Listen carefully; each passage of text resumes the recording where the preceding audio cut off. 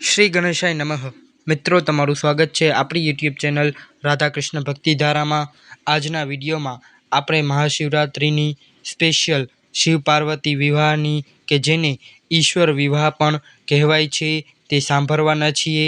અને આ આખા વિવાહના બોલ વિડીયોમાં લખેલા પણ છે, તો આપ પણ અમારી સાથે આ વિવાહ સાંભળજો. તો ચાલો શરૂ કરીએ. મહાશિવરાત્રિ વિશેષ શંકર પાર્વતીની કથા. સતીના વિરહમાં શંકરજીની દયનીય દશા થઈ ગઈ હતી. તેઓ દરેક સમયે સતીનું જ ધ્યાન કરતા હતા અને તેમની જ ચર્ચામાં વ્યસ્ત રહેતા હતા. બીજી બાજુ સતીએ પણ શરીરનો ત્યાગ કરતા સમયે સંકલ્પ કર્યો હતો કે હું રાજા હિમાલયને ત્યાં જન્મ લઈને શંકરજીની અર્ધાંગિની બનીશ. હવે જગદંબાનો સંકલ્પ વ્યર્થ તો ન જઈ શકે. તેમણે યોગ્ય સમય પર રાજા હિમાલયની પત્ની મેનકાના ગર્ભમાં પ્રવિષ્ટ થઈને તેમના ખોરે અવતાર લીધો.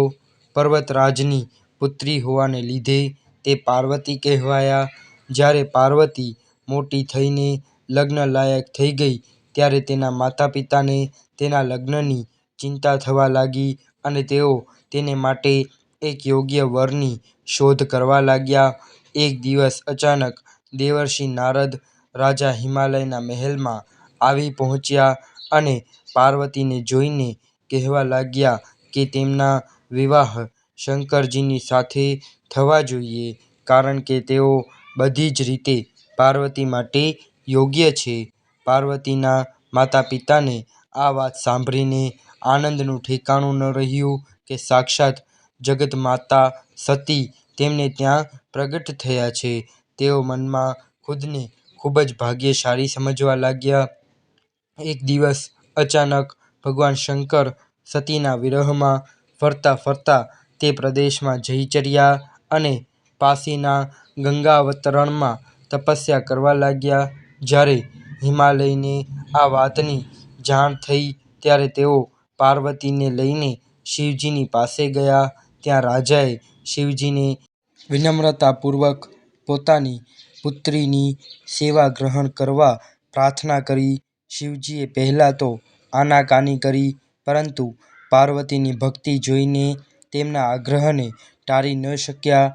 શિવજીની અનુમતિ મળ્યા બાદ પાર્વતી દરરોજ પોતાની સખીઓ સાથે તેમની સેવા કરવા લાગ્યા. પાર્વતી હંમેશા તે વાતનું ધ્યાન રાખતા હતા કે શિવજીને કોઈ પણ પ્રકારનું કષ્ટ ન થાય. તેઓ હંમેશા તેમના ચરણ ધોઈને ચરણોદક ગ્રહણ કરતા હતા અને ખૂબ જ ભક્તિભાવથી તેમની પૂજા કરતા હતા.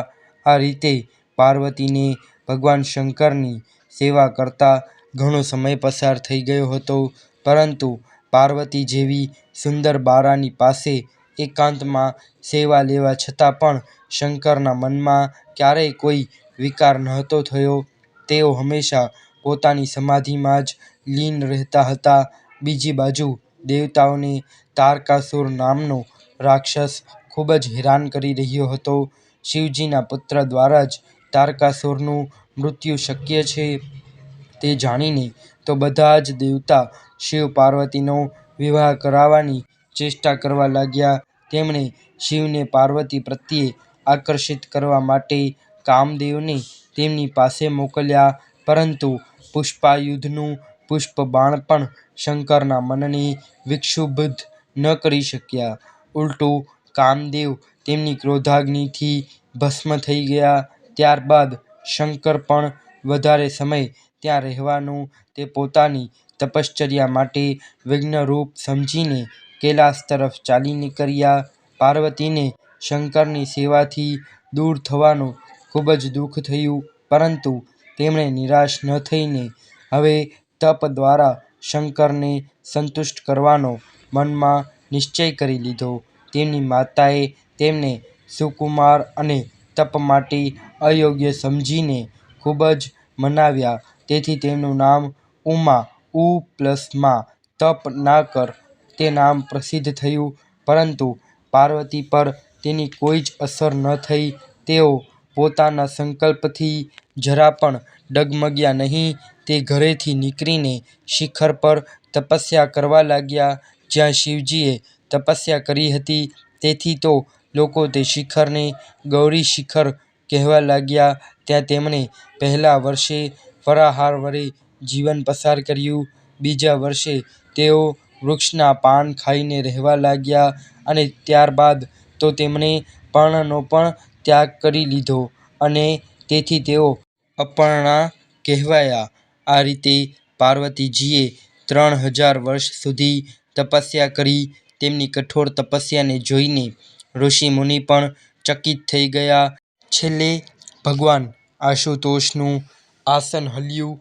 તેમણે પાર્વતીની પરીક્ષા માટે પહેલા સપ્તર્ષિઓને અને પાછળ પોતે વટુ વેશ ધારણ કરીને પાર્વતીની પરીક્ષા તરફ પ્રસ્થાન કર્યું. જ્યારે તેમણે બધી જ તપાસ કરીને જોઈ લીધું કે પાર્વતીની તેમના પ્રત્યે અવિચલ નિષ્ઠા છે, ત્યારે તેઓ ખુદને વધારે સમય સુધી છુપાવી ન શક્યા અને પોતાના અસલ રૂપમાં પાર્વતીની સામે પ્રગટ થઈ ગયા અને તેમને પાણી ગ્રહણનું વરદાન આપીને અંતર્ધ્યાન થઈ ગયા. પાર્વતી પોતાના તપને પૂર્ણ થતું જોઈને ઘરે પરત ફર્યા અને પોતાના માતા પિતાને બધી જ વાત કહી સંભળાવી. પોતાની પ્રેમાળ પુત્રીની કઠોર તપસ્યાને પૂર્ણ થતી જોઈને તેમના માતા પિતાના આનંદનું ઠેકાણું ન રહ્યું. બીજી બાજુ શંકરજીએ સપ્તર્ષિઓને વિવાહનો પ્રસ્તાવ લઈને હિમાલયની પાસે મોકલ્યા. આ રીતે વિવાહની શુભ તિથિ નિશ્ચિત થઈ. સપ્તર્ષિઓ દ્વારા વિવાહની તિથિ નિશ્ચિત કરી લીધા પછી ભગવાન શંકરજીએ નારદજી દ્વારા બધા જ દેવતાઓને વિવાહમાં આવવા માટે આદરપૂર્વક નિમંત્રિત કર્યા અને પોતાના ગણોને જાન માટેની તૈયારી કરવાનો આદેશ આપ્યો. તેમના આ આદેશથી ખૂબ જ પ્રસન્ન થઈને ગણેશ્વર, શંખકર્ણ, કેકરાક્ષ, વિકૃત, વિશાખ, વિકૃતાનન, દુંદુભ, કપાલ, કુંડક, કાકપાદોદર, મધુપેંગ, પ્રથમ, વીરભદ્ર આદિ ગણોના અધ્યક્ષ પોતપોતાના ગણોને સાથે લઈને નીકળી પડ્યા. નંદી, ક્ષેત્રપાલ, ભૈરવ આદિ ગણરાજ પણ કોટી કોટી ગણોને સાથે લઈને નીકળી પડ્યા. આ બધા જ 3 નેત્રોવાળા હતા.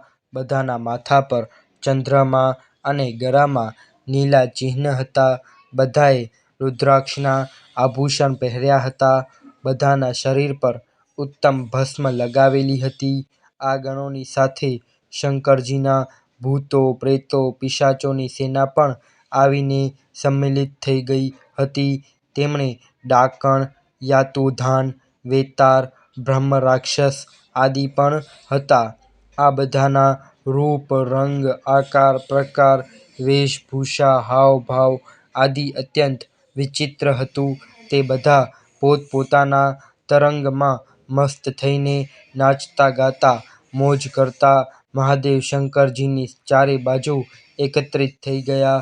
ચંડી દેવી ખૂબ જ પ્રસન્નતાની સાથે ઉત્સવ મનાવતી ભગવાન રુદ્રદેવની બહેન બનીને ત્યાં આવી પહોંચી હતી. તેમણે સર્પોના આભૂષણ પહેર્યા હતા. ધીરે ધીરે ત્યાં બધા જ દેવતાઓ પણ એકત્રિત થઈ ગયા. બધા જ પ્રમુખ ઋષિ પણ ત્યાં આવી પહોંચ્યા હતા.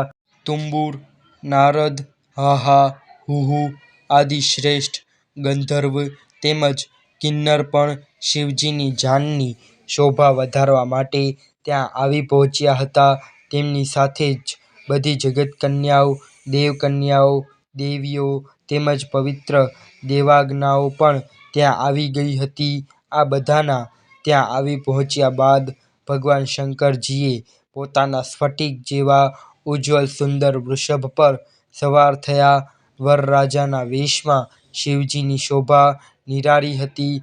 આ દિવ્ય અને વિચિત્ર જાનના પ્રસ્થાનને સમયે ડમરુઓનો ડમડમ, શંખોના ગંભીર નાદ, ઋષિ મહર્ષિઓના મંત્રોચ્ચાર, યક્ષો, કિન્નરો, ગંધર્વોના સરસ ગાન અને દેવાંગનાઓના મનમોહક નૃત્ય, મંગળ ગીતોની ગુંજનથી ત્રણેય લોક પરિવ્યાપ્ત થઈ ગયા હતા.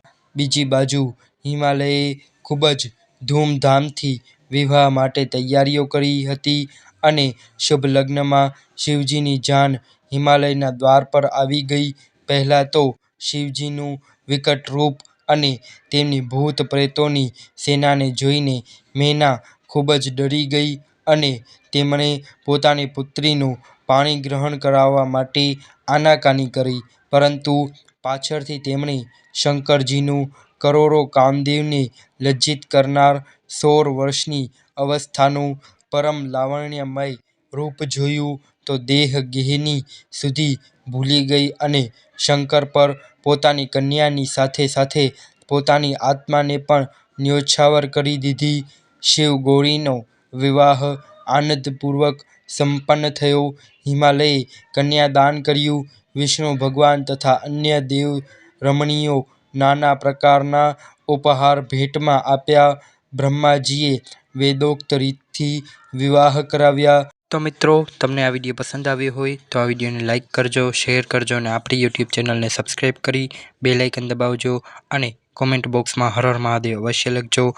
ધન્યવાદ. હર હર મહાદેવ.